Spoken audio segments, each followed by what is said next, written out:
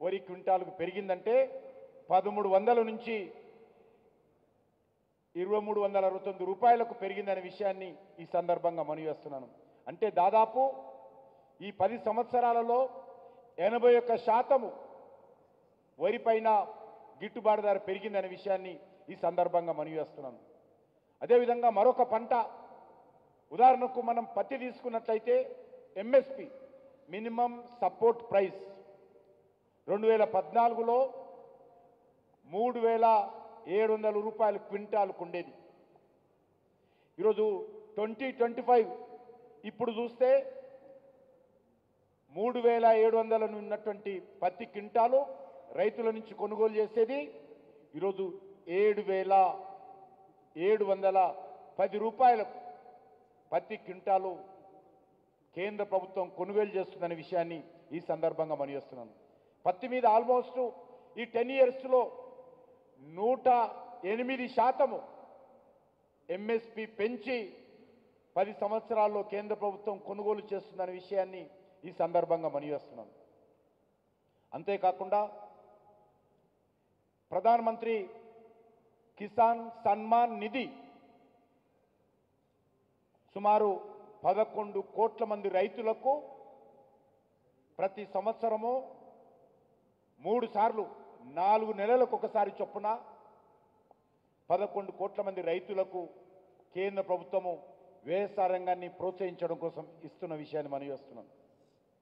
ఏ ఒక్కరోజు ఆలస్యం కాకుండా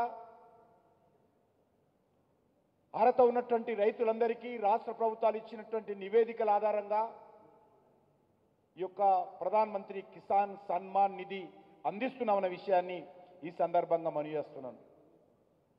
అదేవిధంగా దేశంలో ఆహార ధాన్యాల ఉత్పత్తి 3310 లక్షల టన్నులకు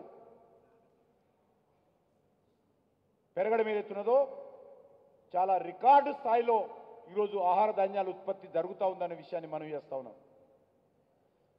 మరొక విషయము, ఈ దేశంలో ఫెర్టిలైజర్స్ సింహభాగము మనం ఇతర దేశాల నుంచి దిగుమతి చేసుకుంటాం, అనేక దేశాల నుంచి దిగుమతి చేసుకుంటాం. కరోనా లాంటి సమయంలో కూడా అనేక దేశాల్లో ఫెర్టిలైజర్ పరిశ్రమలు మూతపడ్డప్పటికీ, పోర్టులు మూతపడ్డప్పటికీ, కార్మికులు అందుబాటులో లేకున్నప్పటికీ కూడా ఎక్కడ కూడా కొరత లేకుండా ఈరోజు చాలా పెద్ద ఎత్తున ఈరోజు లక్షల కోట్ల రూపాయలు సబ్సిడీ ఇచ్చి అది యూరియా కానీ డిఏపి కానీ చాలా తక్కువ ధరకు ₹1 పెంచకుండా పెరిగిన ధరలన్నీ కూడా కేంద్ర ప్రభుత్వము భరిస్తూ రైతులను ఆదుకుంటున్న విషయాన్ని ఈ సందర్భంగా మనవి చేస్తా ఉన్నాను. అదే కాకుండా మనకందరికీ తెలుసు, ఈ దేశంలో ల్యాండ్ ఆర్డర్ ఏ రకంగా మారిందో మీకు తెలుసు. గతంలో మన దేశంలో ఎక్కడ చూసినా ఉగ్రవాద కార్యక్రమాలు జరిగేది. పాకిస్తాన్ ఐఎస్ఐ నేపథ్యంలో మన యొక్క కృష్ణా జిల్లా నుంచి మొదలు పెడితే హైదరాబాద్ లాంటి అనేక జిల్లాలలో కూడా పాకిస్తాన్ ఐఎస్ఐ కార్యక్రమాలు జరిగాయి. దేశంలో బాంబే లాంటి పెద్ద నగరంలో నడుస్తున్నటువంటి 7 లోకల్ ట్రైన్లను ఒకే సమయంలో పేల్చి వందలాది మంది మరి ఏ రకంగా మన బలి తీసుకున్నదో పాకిస్తాన్ మనకు తెలుసు. పార్లమెంట్ మీద దాడి కావచ్చు, బాంబేలో తాజ్ హోటల్ మీద దాడి కావచ్చు, హైదరాబాద్లో సచివాలయం ఎదురుగా లుంబిని పార్కులో బాంబు పేలులు కావచ్చు, హైదరాబాద్లో గోకుల్ చాట్ బండార్లో బాంబు పేలులు కావచ్చు, దిల్సుఖ్ నగర్లో బాంబు పేలులు కావచ్చు. ఈ రకంగా పాకిస్తాన్ ఐఎస్ఐ కార్యక్రమాలు జరగనటువంటి ప్రాంతం లేదు దేశంలో. ఒక జమ్మూ కాశ్మీర్లోనే స్వాతంత్రం వచ్చినప్పటి నుంచి ఆర్టికల్ 370 తొలగించిన నాటికి 42,000 మంది సైనికులు కానీ సివిలియన్స్ కానీ చనిపోయిన విషయాన్ని మనం చేస్తా ఉన్నాను పాకిస్తాన్ కారణంగా. అటువంటి శాంతి భద్రతల సమస్య ప్రతిరోజు ప్రధానమంత్రి నుంచి మొదలు పెడితే విజయవాడలో ఉన్నటువంటి ఒక హోంగార్డు స్థాయి అధికారి వరకు కూడా మరి ఈ యొక్క శాంతి భద్రతల విషయంలో ఉగ్రవాద విషయంలో ఏ రకమైనటువంటి పరిస్థితి ఆలోచన చేసేవాళ్ళో మనకు తెలుసు. అందుకే టెర్రరిజం విషయంలో కేంద్ర ప్రభుత్వము జీరో టాలరెన్స్ పాలసీ, ఎక్కడ కూడా హింస జరిగినా రక్తపాతం జరిగినా జీరో టాలరెన్స్ పాలసీ కేంద్ర ప్రభుత్వం అవలంబించింది. అందుకే ఈరోజు పాకిస్తాన్ ఐఎస్ఐ కార్యక్రమాలు కూకటి వేళ్లతో పెకిలించి పూర్తి స్థాయిలో ఐఎస్ఐ కార్యక్రమాలకు చరమగీతం పాడినటువంటి ప్రభుత్వము నరేంద్ర మోడీ గారి ప్రభుత్వం అని మనవి చేస్తా ఉన్నాను. ఆ రకంగా మోడీ గారి నేతృత్వంలో దేశ భద్రతకు అత్యంత ప్రాధాన్యత ఇస్తా ఉన్నాము. దేశ గౌరవాన్ని పెంచేటువంటి ప్రయత్నం చేస్తా ఉన్నాం. మనకు తెలుసు ఏ రకంగా గతంలో ఉగ్రవాద కార్యక్రమాలు జరిగితే సంతాపం ప్రకటించే వాళ్ళం, క్యాండిల్ లైట్ వెలిగించేటువంటి వాళ్ళం. కానీ ఈరోజు క్యాండిల్ లైట్లు కాదు, బ్రహ్మాస్త్రం ఉగ్రవాదుల మీద బ్రహ్మాస్త్రం కూడా బ్రహ్మోస్ అనేటువంటి క్షిపణులు కూడా ప్రయోగించి భారతదేశ గౌరవాన్ని ఏ రకంగా కాపాడుతున్నాం మనకు తెలుసు. మోడీ గారు వచ్చిన తర్వాత ఇప్పటి వరకు 3 ఉగ్రవాద కార్యక్రమాలు జరిగాయి. ఒకటి మరి సర్జికల్ స్ట్రైక్, ఒకటి పఠాన్కోట్లో జరిగినప్పుడు సర్జికల్ స్ట్రైక్ ఏ రకంగా జరిగిందో మనకు తెలుసు. రెండోది పుల్వామాలో సిఆర్పిఎఫ్ కాన్వాయ్ మీద దాడి చేసి 40 మంది మన పారామిలిటరీ సిబ్బందిని మరి హత్య చేస్తే ఎయిర్ స్ట్రైక్ చేశాం. మూడోసారి పహల్గామ్లో ఇటీవల పర్యాటకుల మీద దాడి చేస్తే ఆపరేషన్ సింధూర్ పేరుతో ఏ రకంగా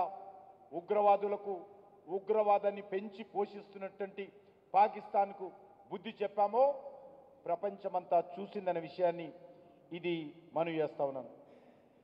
అంతేకాకుండా ఈరోజు రక్షణ రంగంలో కూడా అనేక రకాల మార్పులు తీసుకొచ్చాం.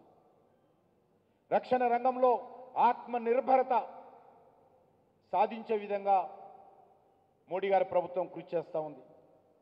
అంతకుముందు 99% ఉత్పత్తులను లేక 99% పరికరాలను మిలిటరీ వాడేటువంటి వాళ్ళు అన్ని ఉత్పత్తులను కూడా అన్ని పరికరాలను కూడా ఇతర దేశాల నుంచి దిగుమతి చేసుకునే వాళ్ళం. ఈరోజు ఇతర దేశాల నుంచి దిగుమతి చేసుకునేటువంటి పరిస్థితి నుంచి ఈరోజు మనమే తయారు చేసి ఈ 10 సంవత్సరాల కాలంలో ఇతర దేశాలకు ఎగుమతి చేస్తున్నటువంటి పరిస్థితి మనం చూస్తూ ఉన్నాం. ఆ రకంగా ఈ సంవత్సరము అంటే 23-24 సంవత్సరంలో 1,27,000 కోట్ల రక్షణ శాఖకు సంబంధించినటువంటి ఉత్పత్తులను మనము ఉత్పత్తి చేసి ఇతర దేశాలకు ఎగుమతి చేశామనే విషయాన్ని మనం చేస్తా ఉన్నాను. ఆ రకంగా ఈరోజు డిఫెన్స్ ప్రొడక్ట్స్ కూడా ఇతర దేశాలకు ఎగుమతి చేస్తూ ఉన్నాం. అంతేకాకుండా ఈజీ ఆఫ్ డూయింగ్ బిజినెస్ అనుమతులు కానీ లేకపోతే ఫారెస్ట్ క్లియరెన్సెస్ కానీ ఎన్వైర్న్మెంట్ క్లియరెన్సెస్ కానీ అన్ని రకాలుగా గ్రూప్ 4 ఎంప్లాయీస్ కూడా గతంలో ఇంటర్వ్యూస్ పెట్టి అధికారులు లేకపోతే రాజకీయ నాయకులు వాళ్ళ అనుకూలమైనటువంటి వ్యక్తులకు ఉద్యోగాలు ఇచ్చేటువంటి వాళ్ళు. కానీ ఈరోజు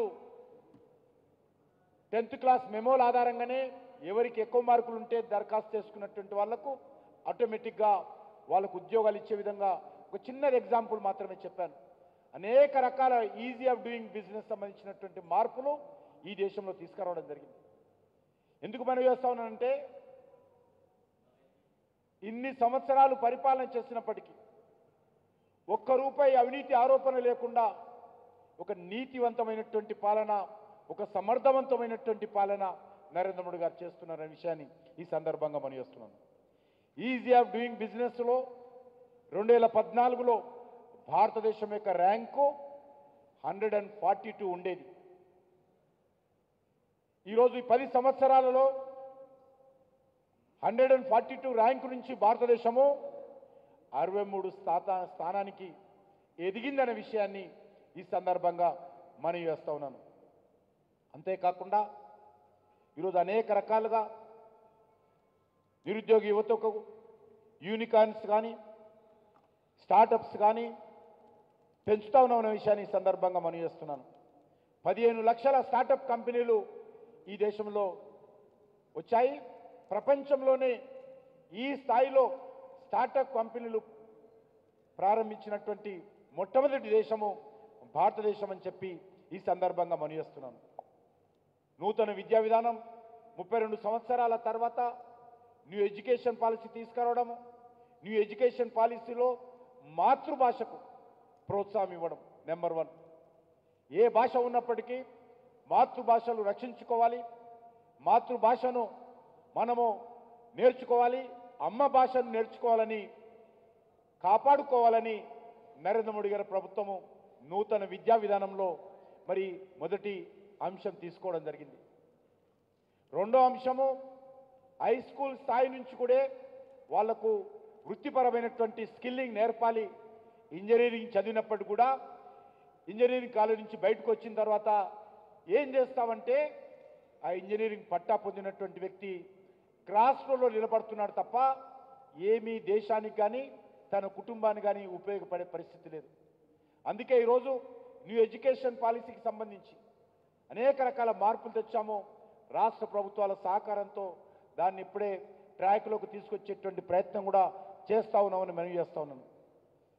అంతేకాకుండా ఈరోజు ఐఎంలు కానీ అదేవిధంగా IITs కానీ లేక అనేక ఇతర మెడికల్ కాలేజీలు కానీ డిగ్రీ కాలేజీలు కానీ యూనివర్సిటీస్ కానీ చాలా పెద్ద ఎత్తున మరి ఏ రకంగా వేగవంతంగా నూతన విద్యా సంస్థలు ఏ రకంగా వస్తున్నాయో మనం చూస్తూ ఉన్నామన్న విషయాన్ని ఈ సందర్భంగా మనం చేస్తున్నాం. అదేవిధంగా మౌలిక వసతుల కల్పన చాలా వేగవంతంగా జరుగుతూ ఉంది. గత దశాబ్ద కాలంలో నేషనల్ హైవే నెట్వర్క్ కావచ్చు, స్మార్ట్ సిటీల అభివృద్ధి కావచ్చు, రైళ్లకు సంబంధించినటువంటి అభివృద్ధి కావచ్చు, అది roadways, highways, railways, waterways, Airways, ఈ రకంగా అన్ని రంగాలలో కూడా విప్లవాత్మకమైనటువంటి అభివృద్ధి ఈ దేశంలో జరుగుతుంది. ఇతర దేశాలతో అభివృద్ధి చెందిన దేశాలతో పోటీ పడే విధంగా జాతీయ రహదారుల నిర్మాణం ఈరోజు భారతదేశంలో జరుగుతూ ఉంది. ఏ రకంగా రైల్ కనెక్టివిటీ పెంచుతా ఉన్నామో, ఏ రకంగా దేశంలో రైల్ కనెక్టివిటీ అంతా ఎలక్ట్రిఫికేషన్ చేస్తూ ఉన్నామో, నూతన ఆధునికమైనటువంటి ట్రైన్లను ప్రవేశపెడతా ఉన్నామో, దేశంలో 1300 రైల్వే స్టేషన్లను అమృత్ భారత్ కింద ఆధునికమైనటువంటి సౌకర్యాలతో ప్రయాణికులకు ఉపయోగపడే విధంగా ఈ రైల్వే స్టేషన్లు ఏ రకంగా అభివృద్ధి చేస్తూ ఉన్నామో మీకు అందరికీ తెలుసు. అదేవిధంగా రహదారుల అభివృద్ధి కోసం బడ్జెట్ 500% పెంచిన విషయాన్ని మనం చేస్తూ ఉన్నాం. నవ్వుతోన్న భవిష్యత్ అనే విధంగా జాతీయ రహదారులు ఈ రాష్ట్రము ఆ రాష్ట్రం, ఈ జిల్లా ఆ జిల్లాని కాకుండా అన్ని జిల్లాలలో అన్ని రాష్ట్రాలలో కూడా చాలా వేగవంతంగా అద్భుతమైనటువంటి జాతీయ రహదారుల నిర్మాణం జరుగుతున్న విషయాన్ని ఈ సందర్భంగా మనవి చేస్తున్నాను. 2014లో దేశవ్యాప్తంగా 91,000 జాతీయ కిలోమీటర్ల జాతీయ రహదారి ఉండేది. 91,000 కిలోమీటర్స్ నేషనల్ హైవేస్ ఈ దేశంలో ఉండేది. ఈరోజు 2024 నాటికి 91,000 నుంచి 1,46,000 కిలోమీటర్లు ఈ యొక్క జాతీయ రహదారులో పెరిగిందనే విషయాన్ని మనం చేస్తున్నాం. జాతీయ రహదారుల అభివృద్ధి కారణంగా ప్రమాదాలు తగ్గాయి, తక్కువ సమయంలో గమ్యానికి చేరుతా ఉన్నాం, పెట్రోలియం సేవ్ అవుతూ ఉంది, వాహనాల యొక్క మరి నైపుణ్యత కూడా పెరుగుతూ ఉందనే విషయాన్ని మనం చేస్తున్నాను.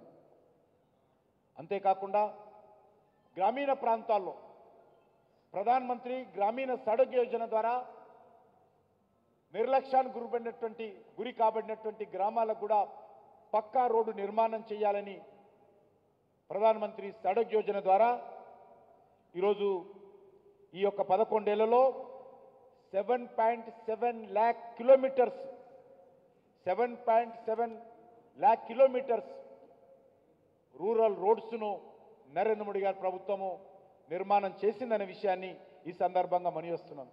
దీని ద్వారా గ్రామీణ ప్రాంతాల ప్రజలకు అన్ని రకాల వసతులు అందుబాటులో ఉంటాయి. రైతులు పండించినటువంటి పంటలకు సరైనటువంటి ఉత్పత్తులు ఉంటాయి, మార్కెటింగ్ ఉంటుంది, అనేక రకాల సౌకర్యాలు పెరగడానికి అవకాశం ఉంటుంది. కాబట్టి ప్రధానమంత్రి గారు ఆ రకంగా ప్రధానమంత్రి సడక్ యోజన కూడా మరి చాలా ప్రోత్సహించి ముందుకెళ్తా ఉన్న విషయాన్ని మనవి చేస్తా ఉన్నాను. ఇంతకుముందు చెప్పినట్టు రైల్వే బడ్జెట్ సపరేట్ బడ్జెట్ ఉండేది, దాని కారణంగా ఐసోలేటెడ్గా ఉండేది. అటువంటి రైల్వే బడ్జెట్ను కేంద్ర ప్రభుత్వము జనరల్ బడ్జెట్లో మరి విలీనం చేసిన విషయాన్ని మనం చేస్తా ఉన్నాం. చాలామంది ఆ రోజు అనుమానాలు వ్యక్తం చేశారు. కానీ ఈరోజు దీని ఫలితంగా 2014లో రైల్వే బడ్జెట్ 29,056 కోట్లు ఉండేది. 2014లో రైల్వే బడ్జెట్ 29,056 కోట్లు ఉండేది. అటువంటి రైల్వే బడ్జెట్ ఈరోజు 2024లో భారత ప్రభుత్వం రైల్వేల కోసం చేసినటువంటి ఖర్చు 29,000 కోట్ల నుంచి 2,42,000 కోట్లకు పెరిగిందనే విషయాన్ని మనం చేస్తా ఉన్నాం. ఏదైతే అనుకున్నామో, ఏ లక్ష్యం కోసం అయితే రైల్వే బడ్జెట్ జనరల్ బడ్జెట్లో విలీనం చేశామో ఆ లక్ష్యాన్ని సాధించామనే విషయాన్ని ఈ సందర్భంగా మనం చేస్తున్నాను. అంతేకాకుండా మన ఇండిజియస్ టెక్నాలజీతో ఇంటర్నేషనల్ స్టాండర్డ్తో అభివృద్ధి చెందిన దేశాలతో పోటీ పడే విధంగా అనేక నూతన రైళ్లను, అది వందే భారత్ కావచ్చు, ఇతరత్ర కావచ్చు, 136 వందే భారత్ ట్రైన్లను ప్రారంభించాము. 5 ట్రైన్లు విజయవాడ కూడా టచ్ చేస్తున్న విషయాన్ని మనం చేస్తా ఉన్నాం. అదేవిధంగా ప్రధానమంత్రి గారు మాట చెప్పారు, హవాయి చెప్పలు వేసుకునేటువంటి వాళ్ళు హవాయి జహాజులో పోవాలి అంటే రబ్బర్ చెప్పులు వేసుకున్నటువంటి పేదవాళ్ళు, సామాన్య ప్రజలు కూడా అవసరం అనుకుంటే విమానాలలో కూడా వెళ్ళాలి, ఆ రకమైనటువంటి అవకాశం కల్పించాలని ప్రధానమంత్రి అన్నారు. అందులో భాగంగానే ఈరోజు మరి అనేక రకాలుగా ఈ యొక్క ఉడాన్ స్కీమ్ అనేట్టు తీసుకొచ్చి ఆ ఉడాన్ స్కీమ్ కింద సబ్సిడీ ఇచ్చి పేదవాళ్ళు, మధ్యతరగతి ప్రజలు ఆ యొక్క నెగ్లెక్టెడ్ రూట్లలో, కనెక్టివిటీ లేనటువంటి రూట్లలో కూడా విమానాలు తిరిగినప్పుడు కేంద్ర ప్రభుత్వం ఆర్థిక సాయం చేసి అందుకుంటుంది.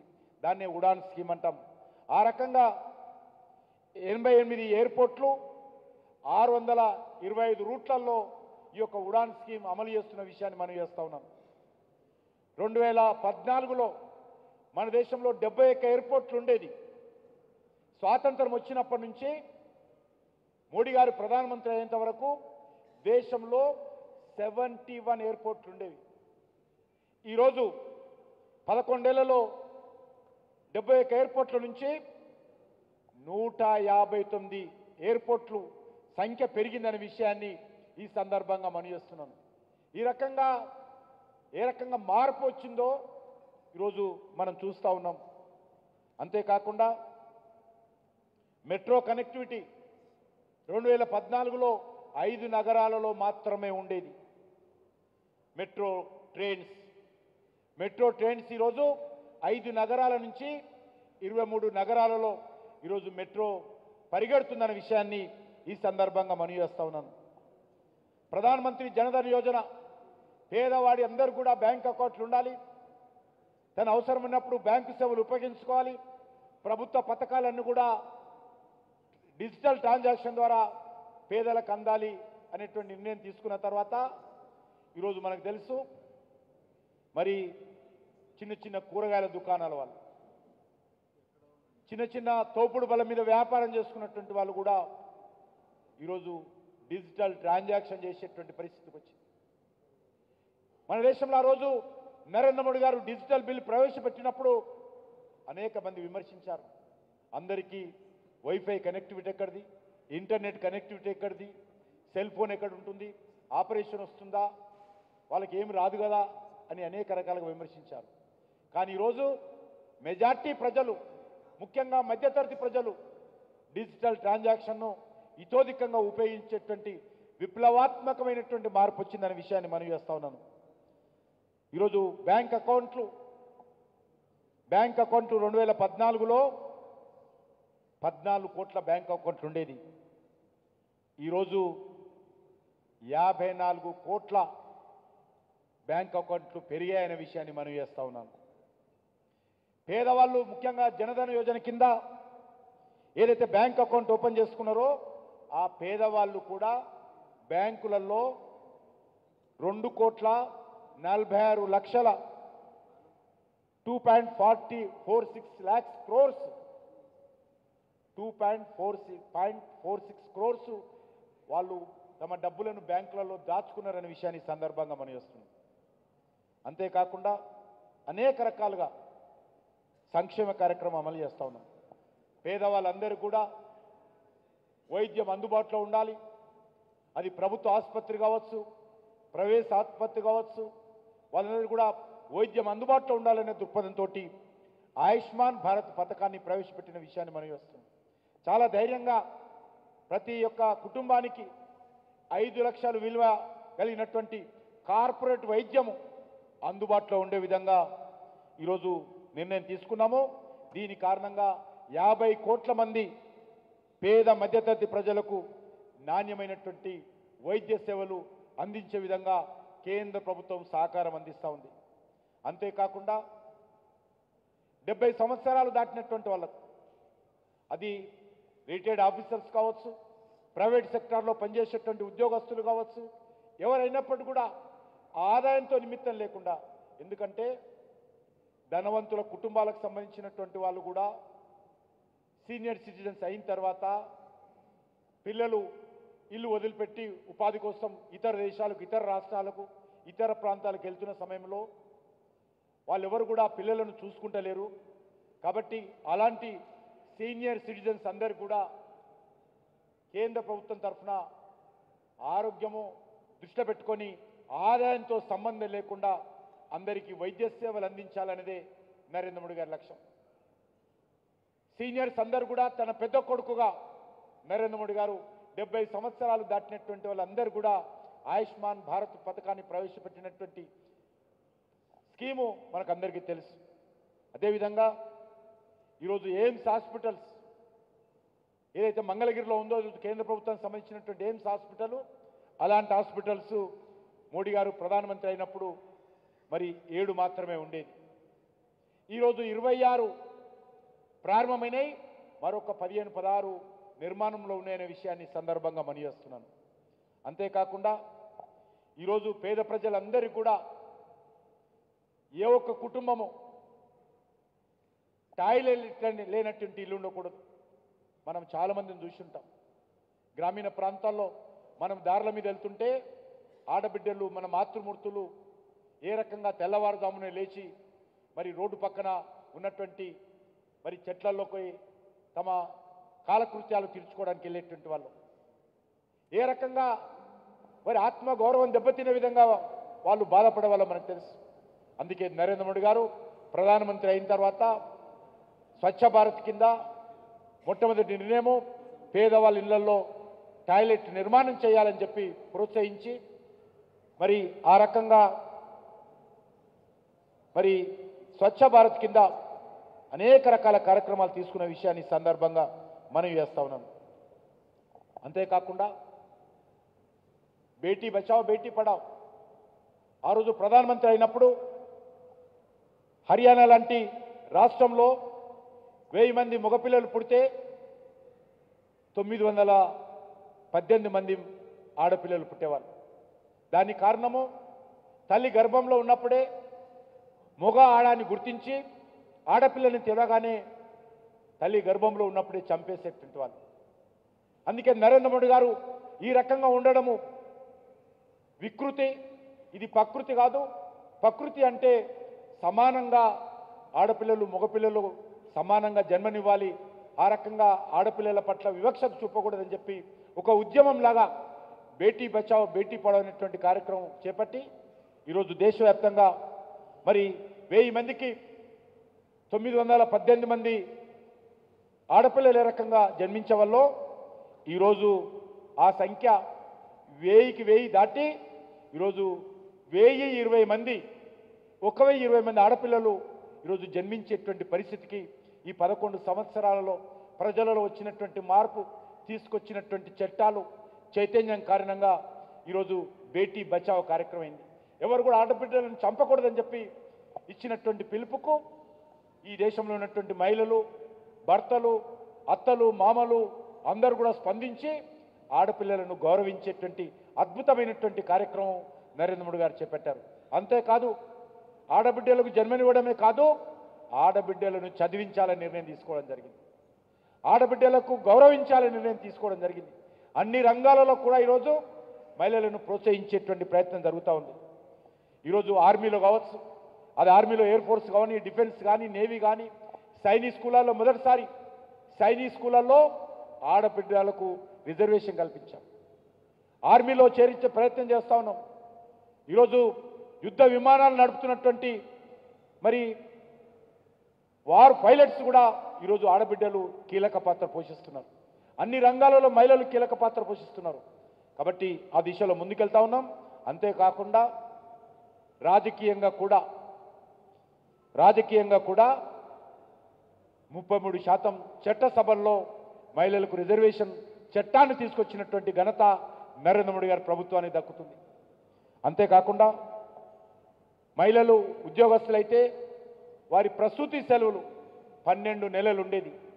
12 నెలల నుంచి 26 నెలల వరకు ప్రసూతి సెలవులు పెంచినటువంటి ఘనత నరేంద్ర మోడీ గారి ప్రభుత్వానికి దక్కుతుందనే విషయాన్ని మనవి చేస్తా ఉన్నాను. ఈ రకంగా ఈరోజు దేశ రాజకీయాలలో గత 10 సంవత్సరాలలో మహిళలకు సంబంధించి అనేక రకాల మహిళా సాధికారిత పెరిగింది. మహిళలకు సంబంధించినటువంటి చట్టసభల్లో ఇంకా రిజర్వేషన్ అమలు చేయకముందే చాలా పెద్ద ఎత్తున మహిళలు రాజకీయాలకు వచ్చేటువంటి పరిస్థితి కనిపిస్తుంది. మనం స్వయంగా చూస్తూ ఉన్నామనే విషయాన్ని మనవి చేస్తున్నాను. అంతేకాకుండా ఈరోజు గ్యాస్ కనెక్షన్స్, గతంలో గ్యాస్ కనెక్షన్ అంటే ధనవంతులకు, పెద్దవాళ్లకు మాత్రమే అందుబాటులో ఉండేది. కానీ మోడీ గారు వచ్చిన తర్వాత మహిళల ఆరోగ్యాన్ని కాపాడాలని నిర్ణయం తీసుకున్నారు. ఒక్కసారి కట్టెల పొయ్యి మీద వంట చేస్తే 400 సిగరెట్లు తాగితే ఆ వ్యక్తి ఆరోగ్యం ఎక్కడైతే దెబ్బతింటుందో, ఒక్కసారి కట్టెల పొయ్యి మీద వంట చేస్తే ఆ యొక్క ఆడబిడ్డ, ఆ యొక్క తల్లి యొక్క ఆరోగ్యం దెబ్బతింటుంది. ఈ విషయాన్ని దృష్టిలో పెట్టుకొని ప్రతి ఒక్కరు కూడా ఎవరికి ఏ రకమైనటువంటి సీనియారిటీ బుకింగ్ అవసరం లేకుండా ఎప్పుడు కావాలంటే, ఎక్కడ కావాలంటే ఈ రోజు వరకు కూడా రేషన్ కార్డు ఉన్నటువంటి ప్రతి కుటుంబానికి ఈరోజు వంట గ్యాస్ కనెక్షన్ ఇస్తున్న విషయాన్ని ఈ సందర్భంగా మనం చేస్తా ఉన్నాను. అంతేకాకుండా ఈరోజు ఆధ్యాత్మికమైనటువంటి దృష్టికోణంలో కూడా ఈ దేశంలో అనేక రకాల మార్పులు తీసుకొచ్చాం. కొన్ని వందల సంవత్సరాల నుంచి అయోధ్యలో రామ జన్మభూమి దేవాలయం కోసం ఘర్షణ జరుగుతున్న విషయం మనకు తెలుసు. అటువంటి సమస్యకు కూడా సునాయాసంగా ఒక రక్తపు బొట్టు చిందకుండా అనేక వేల మంది చనిపోయినటువంటి ఉద్యమాల కారణంగా అయోధ్య రామాలయాన్ని విషయం ఒక రక్తపు బొట్టు చిందకుండా, ఒక నిరసన జరగకుండా ఆ సమస్యను పరిష్కారం కోసం సుప్రీంకోర్టు ముందు వాస్తవాలను పెట్టి మరి సుప్రీంకోర్టు తీర్పు మేరకు అయోధ్యలో భవ్యమైనటువంటి, దివ్యమైనటువంటి రామ మందిర నిర్మాణం చేసి అన్ని వర్గాల ప్రజలు, హిందూ కానీ, ముస్లిం కానీ ఈరోజు ఏకాభిప్రాయంతో ఆ యొక్క నిర్ణయాన్ని సుప్రీంకోర్టు ఇచ్చినటువంటి తీర్పును, ఆ యొక్క మందిర నిర్మాణాన్ని స్వాగతించిన విషయాన్ని మనం చేస్తా ఉన్నాను. అంతేకాకుండా జమ్మూ కాశ్మీర్లో ఆర్టికల్ 370 ద్వారా డాక్టర్ బాబాసాహెబ్ అంబేద్కర్ రూపకల్పన చేసినటువంటి భారత రాజ్యాంగం జమ్మూ కాశ్మీర్లో అమలయ్యేది కాదు. జిన్నా రాజ్యాంగం అమలయ్యేది జమ్మూ కాశ్మీర్లో. జిన్నా ప్రవేశపెట్టినటువంటి, జిన్నా ఆధారంగా వచ్చినటువంటి ఆర్టికల్ 370 చట్టం అమలు జరిగేది. కానీ బాబాసాహెబ్ అంబేద్కర్ భారత రాజ్యాంగం అమలు జరగలేదు.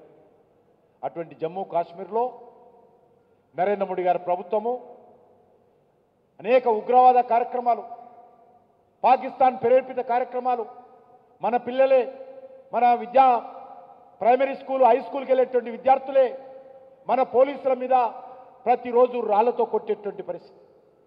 అటువంటి పరిస్థితి నుంచి ఆర్టికల్ 370 రద్దు ద్వారా ఈరోజు జమ్మూ కాశ్మీర్లో డాక్టర్ బాబాసాహెబ్ అంబేద్కర్ రూపకల్పన చేసినటువంటి రాజ్యాంగాన్ని జమ్మూ కాశ్మీర్లో అమలు చేస్తూ ఉన్నాం. ఉగ్రవాదాన్ని అరికట్టాం.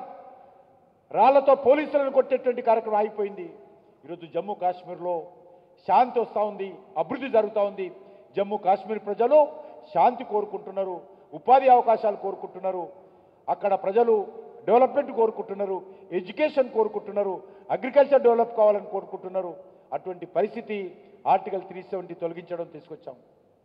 జమ్మూ కాశ్మీర్ మరొక పాలిస్తాన్ అవుతుందని పార్లమెంటులో ఉపన్యాసాలు ఇచ్చినటువంటి వాళ్ళందరూ కూడా జమ్మూ కాశ్మీరు మరి తప్పు మీరు మాట్లాడిందని చెప్పి ఈరోజు వాళ్ళ వ్యవహారంతో తీర్పునిచ్చిన విషయాన్ని ఈ సందర్భంగా మనవి చేస్తున్నాను.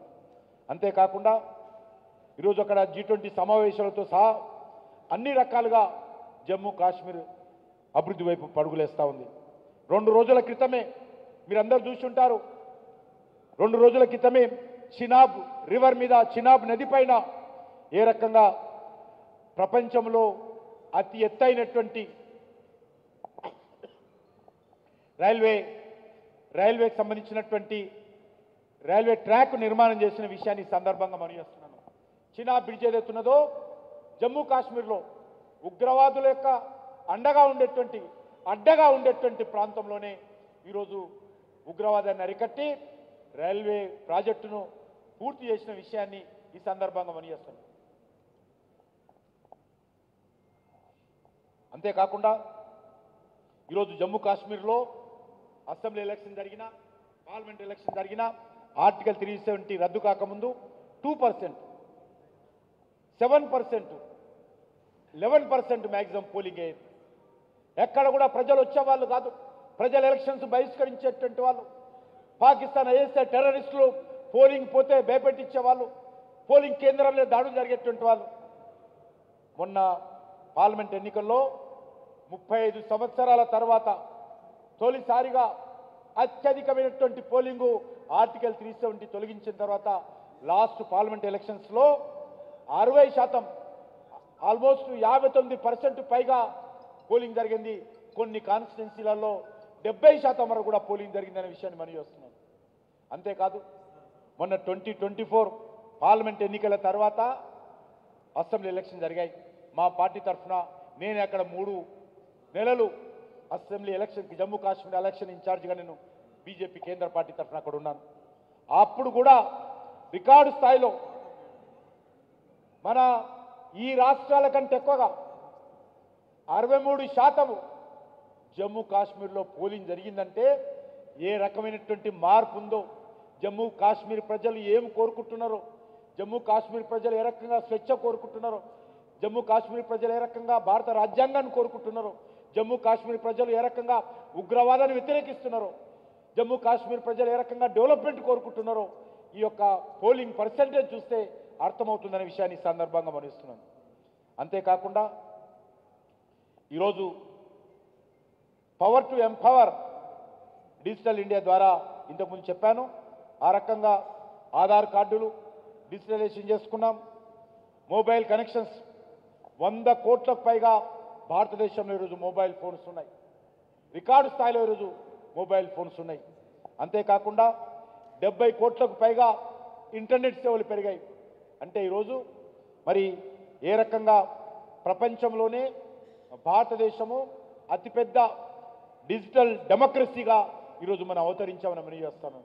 అత్యధికమైనటువంటి డిజిటల్ ట్రాన్సాక్షన్స్ ప్రపంచంలో డెవలప్డ్ కంట్రీలో జరగడం లేదు, అమెరికాలో చైనాలో జరగడం లేదు. అత్యధికమైనటువంటి డిజిటల్ ట్రాన్సాక్షన్స్ ఈరోజు భారతదేశంలో మన దేశంలో జరిగి మన నెంబర్ 1గా డిజిటల్ ట్రాన్సాక్షన్లో ఉన్న విషయాన్ని సందర్భంగా మనం చేస్తున్నాం. అంతేకాకుండా యూపీఐ సేవలు కావచ్చు, ఇంతకుముందు చెప్పినట్టు ఏ రకంగా మనం ముందుకెళ్తా ఉన్నామో మనం చూడడం జరిగింది. అంతేకాకుండా ఈరోజు అనేక రకాలుగా మనము మరి ఈరోజు అంతరిక్షంలో కూడా స్పేస్ టెక్నాలజీ కూడా ఏ రకంగా ముందుకెళ్ళామో మనకు తెలుసు. స్పేస్ టెక్నాలజీలు కూడా మరి ఈరోజు మనం అనేక రకాలుగా రికార్డు సృష్టించాం. అంతే పెద్ద ఎత్తున మరి ప్రపంచంలోనే ఏ దేశం కూడా చేరలేనటువంటి చంద్రమండలంలోని దక్షిణ ధృవాన్ని ఇస్రో చేపట్టి భారత్ మిషన్ చంద్రయాన్ పూర్తి సక్సెస్ఫుల్గా చేసిన విషయాన్ని మనం వస్తున్నాం. మన భారత త్రివర్ణ పతాకం చంద్రుడి పైన ఎగిరిన విషయము ఈ దేశంలో ఉన్నటువంటి 140 కోట్ల మంది ప్రజలు గర్వపడేటువంటి అద్భుతమైనటువంటి సంఘటన మనమందరం స్వయంగా చూశాం. అంతేకాకుండా అనేక రకాలుగా స్పేస్ టెక్నాలజీలు ఒకేసారి మరి అద్భుతమైనటువంటి ప్రయోగాలు భారత ప్రభుత్వం తరఫున ఇస్రో ద్వారా మన యొక్క శాస్త్రజ్ఞులు చేశారు. మనకు తెలుసు చంద్రయాన్ గతంలో ఫెయిల్ అయినప్పుడు ప్రధానమంత్రి గారు స్వయంగా ఇస్రోకి వెళ్ళి వాళ్ళందరూ కూడా భుజం తట్టి మరి వాళ్ళకి ధైర్యం కల్పించి మరోసారి దాన్ని విజయవంతమయ్యే విధంగా వాళ్ళని ప్రోత్సహించినటువంటి నాయకత్వం ఈరోజు మన దేశంలో ఉందనే విషయాన్ని ఈ సందర్భంగా మనవిచేస్తా ఉన్నాను.